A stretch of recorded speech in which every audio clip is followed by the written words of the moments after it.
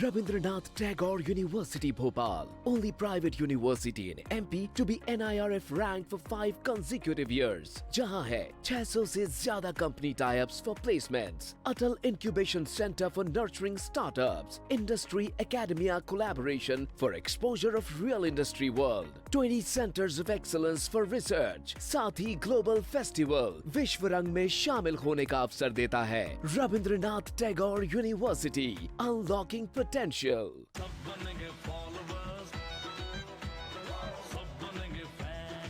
इस तरह वायरलेस का फील्ड में टशन का ये जश्न है. राष्ट्रीय इलेक्शन टशन का जश्न.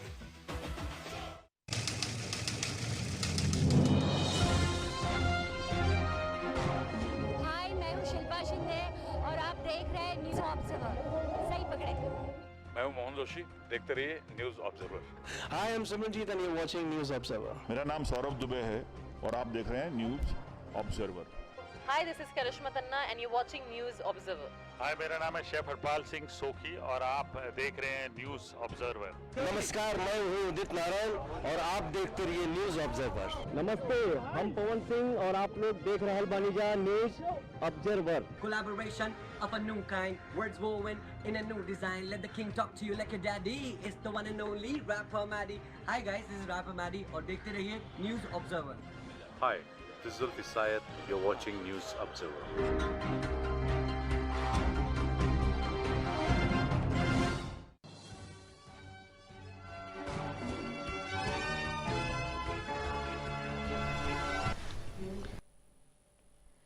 पीएम मोदी ने सबसे बड़ी खाद्यान्न भंडार योजना की लॉन्च. देश भर में अनाज स्टोरेज बनाए. 11 राज्यों में 11 एग्रीकल्चर क्रेडिट सोसाइटी बनकर तैयार.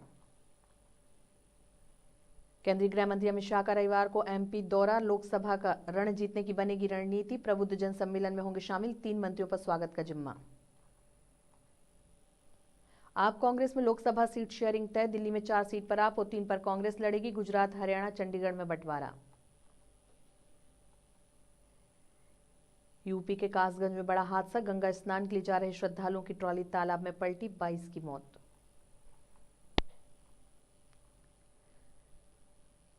दस महीने में महाकाल को 144 करोड़ का दान. यह अब तक का सबसे ज्यादा. 41 दिन में रिकॉर्ड 1 करोड़ 20 लाख श्रद्धालुओं ने किए दर्शन.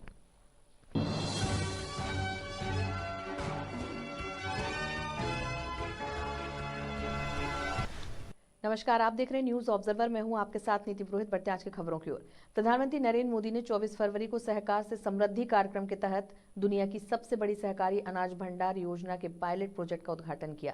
इस स्कीम के तहत देश भर में अनाज स्टोरेज बनाए गए. इसे 11 राज्यों की 11 प्राइमरी एग्रीकल्चर क्रेडिट सोसाइटी में संचालित किया जा रहा है. इस पहल के तहत प्रधानमंत्री ने गोदामों और कृषि से जुड़ी अन्य बुनियादी सुविधाओं के निर्माण के लिए देश भर में अतिरिक्त 500 PACS की आधारशिला भी रखी. यह कार्यक्रम दिल्ली में भारत मंडपम में आयोजित किया गया. कार्यक्रम को पीएम मोदी ने संबोधित करते हुए कहा, आज भारत मंडपम विकसित भारत की अमृत यात्रा में एक और बड़ी उपलब्धि का साक्षी बन रहा है. सहकार से समृद्धि का जो संकल्प देश ने लिया है, उसे साकार करने की दिशा में आज हम और आगे बढ़ रहे हैं. खेती और किसानी की नींव को मजबूत करने में सहकारिता की शक्ति की बहुत बड़ी भूमिका है. इस सोच के साथ हमने अलग सहकारिता मंत्रालय का गठन किया है. आज हमने अपने किसानों के लिए दुनिया की सबसे बड़ी भंडारण योजना शुरू की है. इसके तहत देश के कोने कोने में हजारों वेयर हाउसेस बनाए जाएंगे, हजारों गोदाम बनाए जाएंगे. आज 18,000 PACS के कंप्यूटरीकरण का बड़ा काम भी पूरा हुआ है.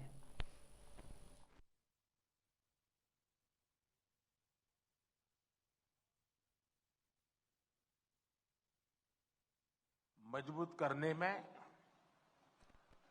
सहकारिता की शक्ति की बहुत बड़ी भूमिका है. इस सोच के साथ हमने अलग सहकारिता मंत्रालय का गठन किया और अब इसी सोच के साथ आज का एक कार्यक्रम हो रहा है. आज हमने अपने किसानों के लिए दुनिया की सबसे बड़ी स्टोरेज स्कीम या भंडारण स्कीम शुरू की है.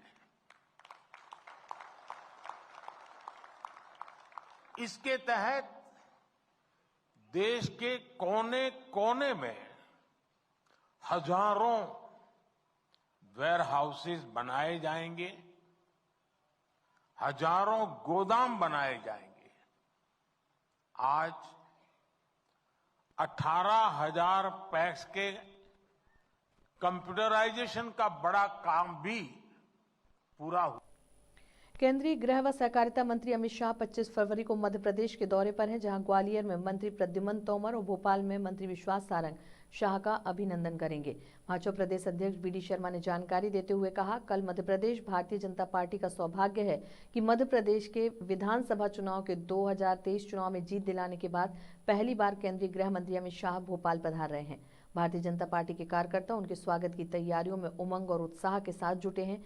बीडी शर्मा ने कहा, कल 12 बजे शाह ग्वालियर पहुंचेंगे, क्लस्टर प्रभारी प्रबंध समिति के कार्यकर्ताओं से मिलेंगे, खजुराहो लोकसभा पर सभी बूथ कार्यकर्ताओं के सम्मेलन को संबोधित करेंगे।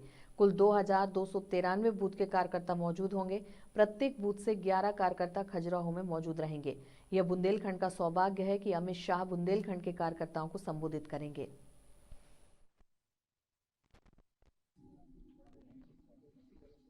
आज संत रविदास जी की जयंती है। संत रविदास जी की जयंती पर उनको श्रद्धा के सुमन मैं अर्पित करता हूं। कल भारतीय जनता पार्टी मध्य प्रदेश का सौभाग्य है कि मध्य प्रदेश के विधानसभा चुनाव के कुशल शिल्पी और जिन्होंने मध्य प्रदेश के 2023 के चुनाव को कुशल रणनीति के साथ उन्हें ऐतिहासिक विजय दिलाने में देश के गृह मंत्री, भारतीय राजनीति के आधुनिक चाणक्य कहे जाने वाले आदरणीय अमित शाह जी का दौरा कल लोक विधानसभा चुनाव के बाद पहली बार वो भोपाल मध्य प्रदेश पधार रहे हैं। भारतीय जनता पार्टी मध्य प्रदेश उनके स्वागत की तैयारियों में सभी कार्यकर्ता उमंग और उत्साह के साथ जुटे हैं। लोकसभा चुनाव की दृष्टि से क्लस्टर प्रवास के दौरान कल वो ग्वालियर में 12 बजे कल ग्वालियर पहुंचेंगे और ग्वालियर के पूरा क्लस्टर चारों लोकसभा की प्रबंध समिति की बैठक माननीय अमित शाह जी ग्वालियर के चारों लोकसभा के प्रबंध समिति के कार्यकर्ताओं को मार्गदर्शन करेंगे। उसके बाद सागर क्लस्टर के अंदर जो 4 लोकसभाएं हैं उनमें से एक लोकसभा खजुराहो लोकसभा के अंतर्गत 2293 बूथ जो भारतीय जनता पार्टी के कार्यकर्ताओं की ताकत है, जिसे अमित शाह जी हमेशा कहते हैं, तो उन सभी बूथों के बूथ समिति के कार्यकर्ताओं का सम्मेलन माननीय अमित शाह जी उन्हें संबोधित करेंगे। खजुराहो लोकसभा के लिए, विशेषकर मेरे लिए और बुंदेलखंड के कार्यकर्ताओं के लिए, बुंदेलखंड की जनता के लिए सौभाग्य है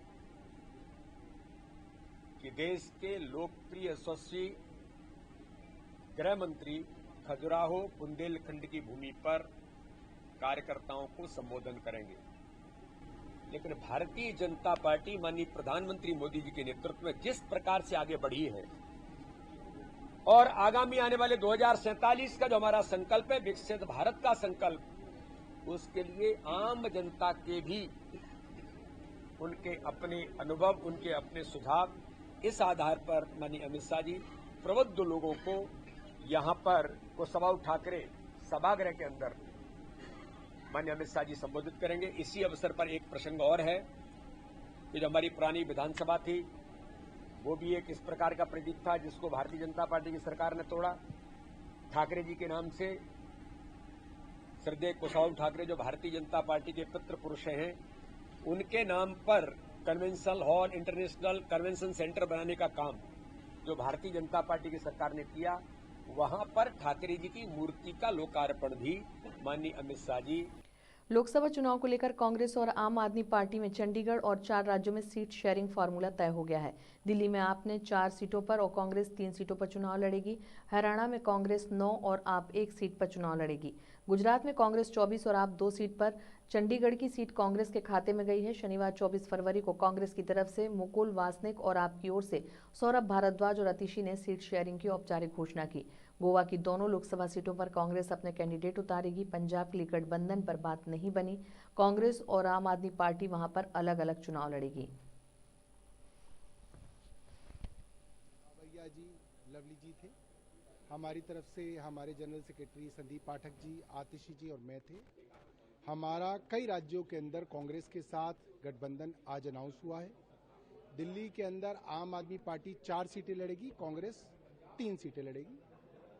हरियाणा के अंदर आम आदमी पार्टी 1 सीट लड़ेगी, बाकी सीटें कांग्रेस लड़ेगी।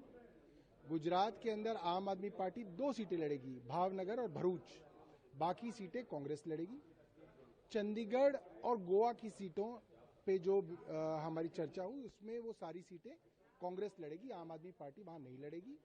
पंजाब में हम दोनों इंडिपेंडेंटली आम आदमी पार्टी और कांग्रेस दोनों लड़ेंगे। असम के अंदर अभी जो है बातचीत खुली है, अभी असम की बातचीत क्लोज नहीं हुई है। लेकिन दिल्ली के अंदर जो सीटें हैं जो आम आदमी पार्टी को लड़नी है वो है साउथ दिल्ली की सीट, न्यू दिल्ली की सीट, ईस्ट दिल्ली की सीट और वेस्ट दिल्ली की सीट। कांग्रेस के पास जो सीटें दिल्ली में आई हैं वो है चांदनी चौक, नॉर्थ ईस्ट और नॉर्थ वेस्ट। हरियाणा में आम आदमी पार्टी के पास कुरुक्षेत्र आई है और गुजरात के अंदर भावनगर और भरूच आई है। उत्तर प्रदेश के कासगंज में बड़ा हादसा हो गया। यहाँ गंगा स्नान के लिए जा रहे श्रद्धालुओं से भरी ट्रैक्टर ट्रॉली तालाब में पलट गई, जिसमें 22 लोगों की मौत हो गई। मिली जानकारी के मुताबिक बदायूं हाईवे पर दरियागंज के पास गंगा स्नान को जा रहे श्रद्धालुओं का ट्रैक्टर सड़क किनारे तालाब में गिर गया। इस हादसे में कुछ बच्चों की भी मौत हुई है। ट्रैक्टर पर सवार कई लोग ट्रॉली के नीचे दब गए थे। हादसे की सूचना मिलने पर मुख्यमंत्री योगी आदित्यनाथ ने दुख जताया और मृतकों के स्वजन को 2-2 लाख रुपए की सहायता देने का ऐलान किया। वहीं घायलों को 50-50 हजार रुपए आर्थिक मदद की घोषणा की।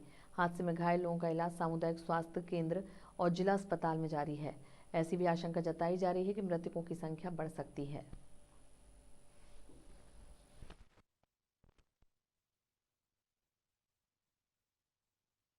कासगंज में हो चुकी है, 5 हमारे यहाँ एडमिट हैं और 2 लोगों को डिस्चार्ज किया है। रेफर 4 करे गए थे अलीगढ़ के लिए। अधिकतर महिलाएं और बच्चे, उनका 22 मृत हो चुके हैं और 5, 2, 7 और 3, 10 करीब घायल। 10 घायल। ये जानकारी पूरी तरह तो नहीं, लेकिन शायद एटा की साइड से ये लोग चले थे। उज्जैन में महाकाल लोकार्पण के बाद महाकाल के खजाने में जमकर धन बरस रहा है। जानकर हैरानी होगी कि पहली बार श्री महाकालेश्वर मंदिर प्रबंध समिति को पिछले 10 महीने में 144 करोड़ से ज्यादा का दान मिला। पिछले 10 साल की तुलना करें तो यह अब तक का सबसे ज्यादा दान है। इसका बड़ा कारण यहां आने वाले भक्तों की संख्या में भी 4 गुना बढ़ोतरी हुई है।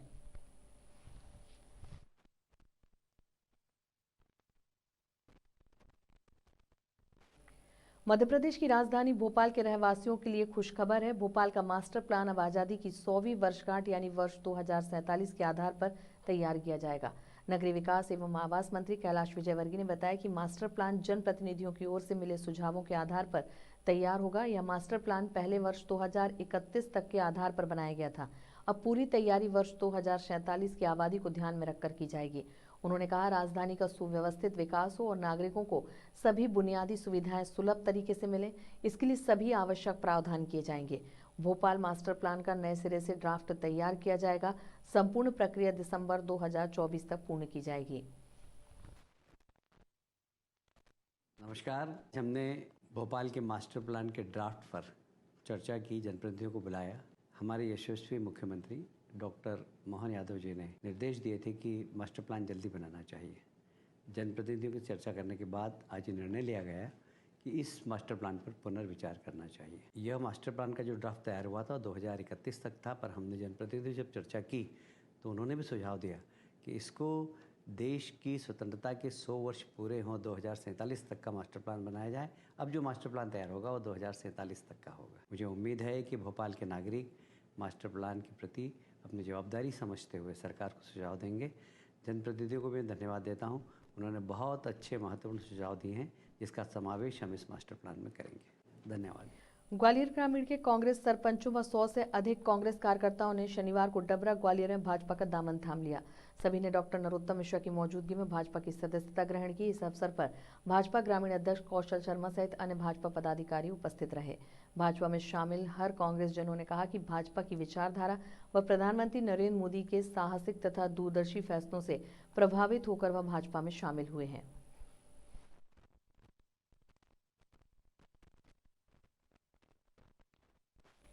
प्रधानमंत्री नरेंद्र मोदी ने वीडियो कॉन्फ्रेंसिंग के जरिए विकसित भारत विकसित छत्तीसगढ़ के तहत छत्तीसगढ़ में 34,427 करोड़ रुपए की कई विकास परियोजनाओं का उद्घाटन और शिलान्यास किया।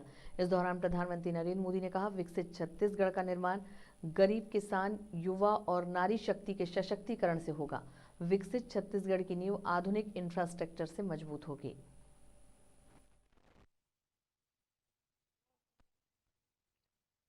विकसित छत्तीसगढ़ का निर्माण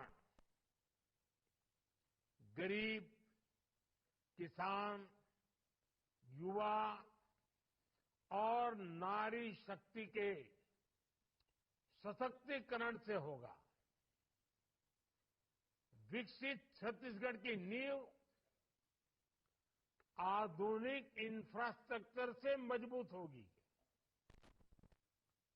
इसलिए आज छत्तीसगढ़ के विकास से जुड़ी लगभग 35,000 करोड़ रुपए की परियोजनाओं का शिलान्यास। कांग्रेस प्रदेश अध्यक्ष जीतू पटवारी भदभदा बस्ती पहुंचे और बस्ती के लोगों से मिलकर आश्वासन दिया कि मैं मुख्यमंत्री को पत्र लिखूंगा। 100 साल से बस्ती बनी हुई थी, अगर तोड़ा भी गया है तो प्रधानमंत्री आवास योजना के तहत इन सब लोगों को एक एक मकान दिया जाए। एनजीटी के आदेश के बाद बस्ती को हटाया गया था। उसके बाद से ही कांग्रेस के नेताओं ने भारी आपत्ति दर्ज कराई थी। मानव अधिकार आयोग में भी पूर्व मंत्री पीसी शर्मा भी लगातार बस्ती के लोगों से संपर्क में हैं। उन्होंने भी शासन की कार्रवाई को तानाशाह बताया और कहा, बिना नोटिस दिए बस्ती को उखाड़ दिया गया। देना थी, अगर फिर भी हटाए, 100 साल से मकान है तो सब परिवारों को एक एक प्रधानमंत्री आवास दे। मैं अभी मुख्यमंत्री को इस बात की चिट्ठी लिखता हूं कि बालिग परिवारों को एक एक सरकार अपने खर्चे पे एक एक मकान, परिवार को एक एक प्रधानमंत्री आवास देना चाहिए। 25 मकान जब हटाए तो इनका ये कहना था कि हमको एनजीटी में ही देना है, ये बता के हम इसको जो प्रक्रिया है इसको रोक देंगे।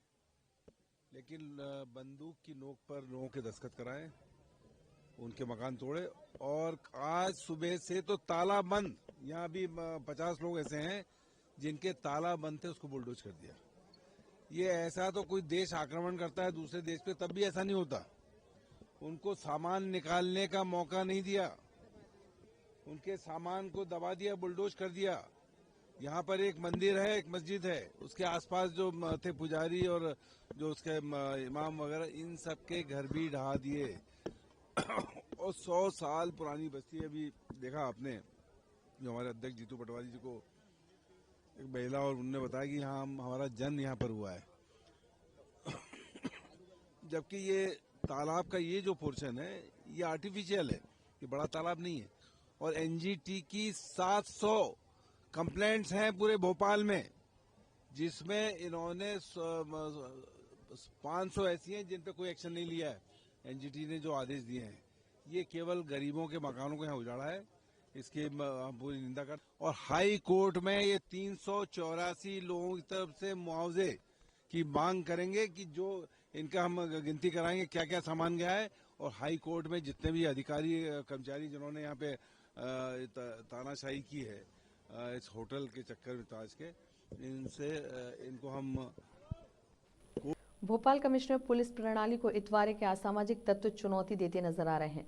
भोपाल के तलैया इलाके में स्थित इतवारा पुलिस चौकी के महज 50 मीटर की दूरी पर बीती रात 2 बदमाशों ने 11वीं के छात्र को सरेराह रोक लिया। एक आरोपी ने छात्र के गले पर हंसिया रखा और 500 रुपए शराब पीने के लिए मांगे। पैसे नहीं देने पर आरोपी ने स्टूडेंट के बाएं कंधे पर हंसिये से वार कर दिया। वारदात के समय घायल युवक के साथ उसका साथी भी मौजूद था। उसके शोर मचाकर मदद मांगी, तब दोनों आरोपी जान से मारने की धमकी देकर फरार हो गए। मामले में पुलिस ने एफआईआर दर्ज कर जांच शुरू की है।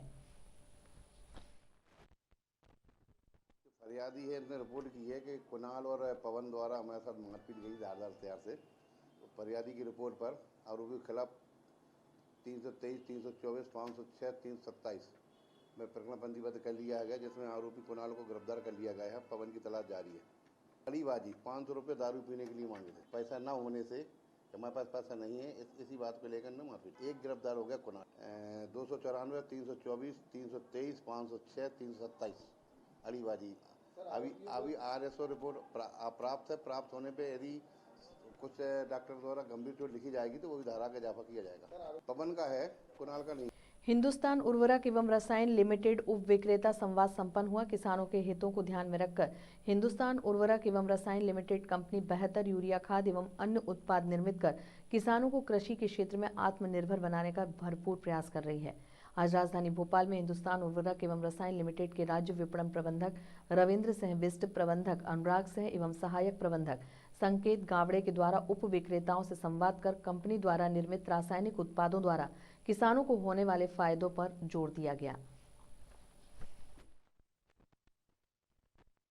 उर्वरक एंड रसायन लिमिटेड की उप विक्रेता गोष्ठी का जो है आयोजन भोपाल में किया गया था और भोपाल जिले के विभिन्न क्षेत्रों से जो है अलग अलग विक्रेता बंधुओं को जो है आमंत्रित किया गया और विभिन्न प्रकार की जितनी भी प्रक्रियाएं जो है हम राज्य में करते हैं या जिले में करते हैं, जिस तरह की वह सब जो है उनको शेयर किया गया और विभिन्न प्रकार के भारत सरकार के द्वारा जो है क्या क्या योजनाएं चलाई जाती हैं, किसान के हित में क्या क्या कार्यक्रम आयोजित किए जाते हैं, वह सब हमने जो है डिटेल में उनसे चर्चा की है। क्योंकि मृदा के ऊपर जो है बड़ा लंबी चर्चा जो है काफ़ी समय से चली आ रही है और ये हम एज ए हिंदुस्तान उर्वरक एंड रसायन लिमिटेड ये महसूस करते हैं कि मिट्टी की उर्वरा शक्ति जो है भविष्य में बनी रहनी चाहिए, क्योंकि किसान हमारा अन्नदाता है और बिना भोजन के जो है कोई भी प्राणी जो है यहाँ पर रह नहीं पाएगा।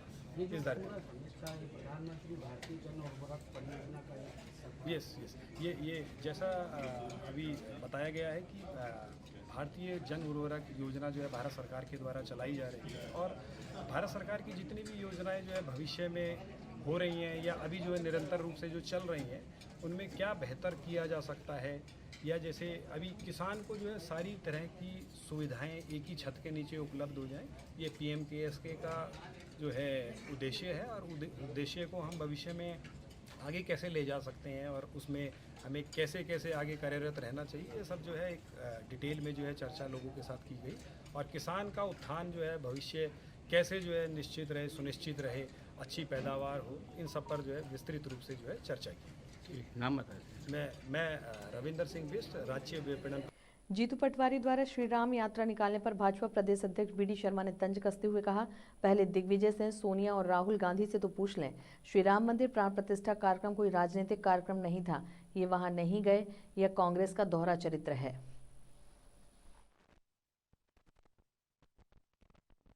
2293 तो बूथ है, हर बूथ से 11 लोग। दिग्विजय सिंह से पूछ ले पहले, वो कमलनाथ जी तो गए तो वो भी, लेकिन सोनिया जी और राहुल जी से पूछना चाहिए पहले उनको, ये कमिट कर ले कि सोनिया जी राहुल जी ने होके किया है कि नहीं किया है। नहीं तो राम मंदिर के प्राण प्रतिष्ठा ये किसी राजनीतिक दल का काम नहीं था, ये पॉलिटिकल काम नहीं था, तो तब कहाँ गए थे वो? ये दोहरा चरित्र, कम से कम ऐसे जो नए लोग आए हैं इन्हें तो सोचना चाहिए दोहरा चरित्र तो न रखें, पहले उनकी पार्टी की नीतियां क्या हैं, उनकी पार्टी चाहती क्या है, तब आगे बढ़ो। दोहरा चरित्र तो मध्य प्रदेश की जनता ने क्या देश में देखा है, और कांग्रेस अप्रासंगिक हो गई है, मध्य प्रदेश पलायन करने लग गई है। डॉक्टर नरोत्तम मिश्रा ने दतिया पहुंचकर सुप्रसिद्ध शक्तिपीठ स्थल मां पीताम्बरा देवी के दर्शन पूजन का पुण्य लाभ लिया। इस अवसर पर वन खंडेश्वर महादेव का जलाभिषेक भी किया और महादेव से देश व प्रदेशवासियों की खुशहाली की कामना की।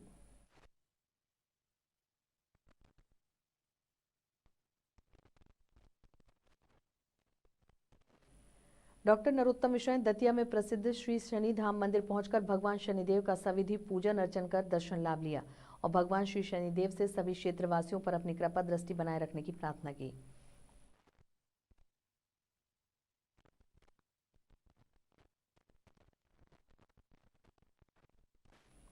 प्रधानमंत्री नरेंद्र मोदी ने विपक्ष पर निशाना साधते हुए कहा, कांग्रेस ने सरकारें बार बार बनाई लेकिन भविष्य पर भारत बनाना भूल गई, क्योंकि उनके मन में सरकार बनाना ही था, देश को आगे बढ़ाना उनका एजेंडा ही नहीं था। आज भी कांग्रेस की राजनीति की दशा और दिशा यही है। कांग्रेस परिवारवाद, भ्रष्टाचार और तुष्टीकरण से आगे सोच ही नहीं पाती।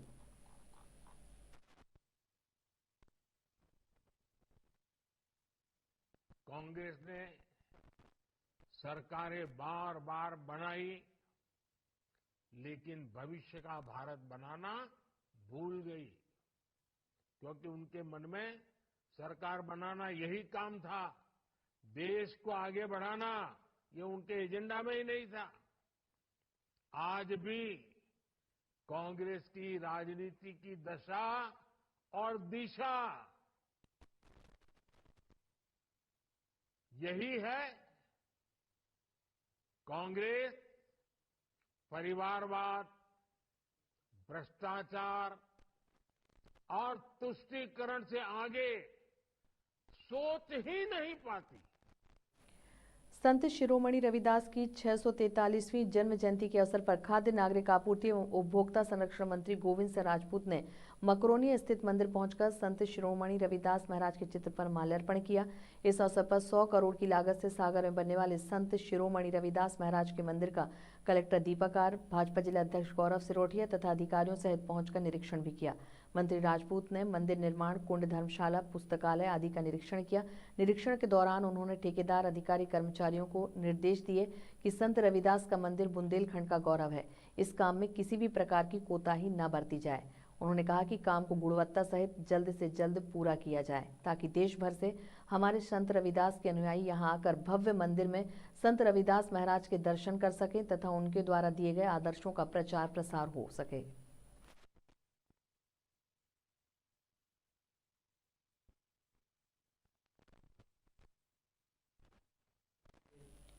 अमृत 2.0 योजना के तहत नगर पालिका निगम रीवा क्षेत्र अंतर्गत जलापूर्ति व्यवस्था का संवर्धन के कार्य का भूमि पूजन उप मुख्यमंत्री राजेंद्र शुक्ल के मुख्य आतिथ्य में नवीन जल शोधन संयंत्र परिसर वेटनरी कॉलेज के पास वैसा रोड कोठिलरिया में संपन्न हुआ। कार्यक्रम की अध्यक्षता प्रतिमा बागरी, राज्य मंत्री नगरीय प्रशासन एवं विशिष्ट अतिथि के रूप में जनार्दन मिश्रा सांसद रीवा उपस्थित रहे।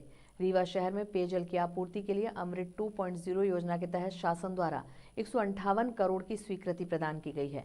अमृत 2.0 योजना के तहत 37 MLD के फिल्टर प्लांट, 12 नग नवीन पानी टंकी का निर्माण, 462 किलोमीटर डिस्ट्रीब्यूशन पाइपलाइन का निर्माण एवं 15,000 नए घरेलू कनेक्शन दिया जाना प्रस्तावित है।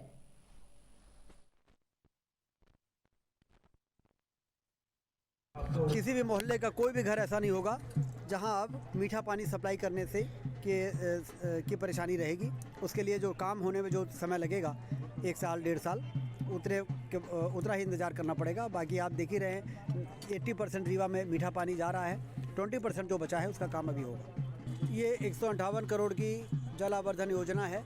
अमृत योजना के अंतर्गत जो भारत सरकार मोदी जी ने अमृत योजना बनाई है, उसमें राज्य सरकार और केंद्र सरकार और नगर निगम का जो उसमें अंश होता है, उस योजना के अंतर्गत 12 टंकियाँ और बनेगी रीवा में और 24 टंकियाँ पहले से थी, 12 और बन जाएंगी। 450 किलोमीटर की पाइपलाइन थी, अब 450 किलोमीटर 500 किलोमीटर और पाइपलाइन बिछेगी।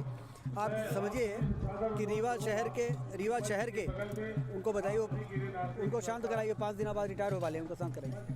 फिलहाल बुलेटिन में इतना ही। आगे खबरों के लिए आप बने रहिए हमारे साथ न्यूज़ ऑब्जर्वर में। नमस्कार।